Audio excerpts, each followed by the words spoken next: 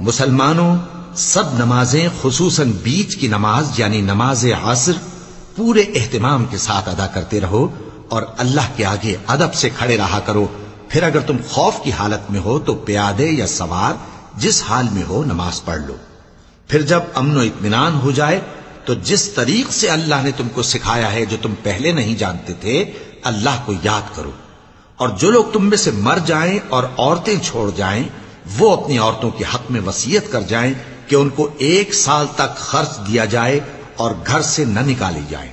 ہاں اگر وہ خود گھر سے چلی جائیں اور اپنے حق میں پسندیدہ کام یعنی نکاح کر لیں تو تم پر کچھ گناہ نہیں. اور اللہ زبردست ہے، حکمت والا ہے. اور مطلقہ عورتوں کو بھی دستور کے مطابق نان و نفقہ دینا چاہیے. پرہیزگاروں پر یہ بھی حق ہے. اسی طرح اللہ اپنے احکام تمہارے لیے بیان فرماتا ہے تاکہ تم سمجھو.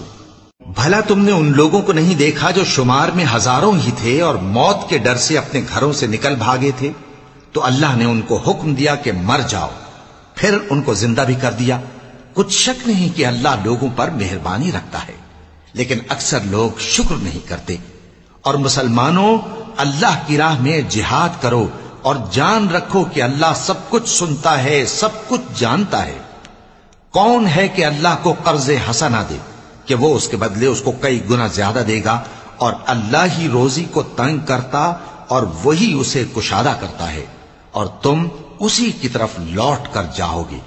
بھلا تم نے بنی اسرائیل کی ایک جماعت کو نہیں دیکھا جس نے موسیٰ کے بعد اپنے پیغمبر سے کہا کہ آپ ہمارے لیے ایک بادشاہ مقرر کر دیں تاکہ ہم اللہ کی راہ میں جہاد کریں؟ پیغمبر نے کہا کہ اگر تم کو جہاد کا حکم دیا جائے تو ایسا تو نہیں کہ لڑنے سے پہلو تہی کرو.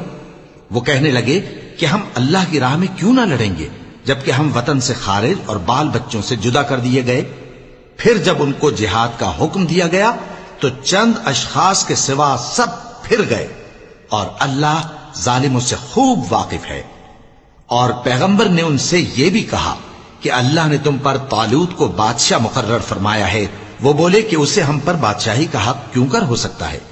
اس سے بڑھ کر بادشاہی کے مستحق تو ہم ہیں، اور اس کے پاس تو بہت سی دولت بھی نہیں.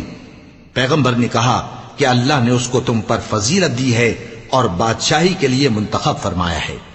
اس نے اسے علم بھی بہت سا بخشا ہے اور تن و توش بھی بڑا عطا کیا ہے.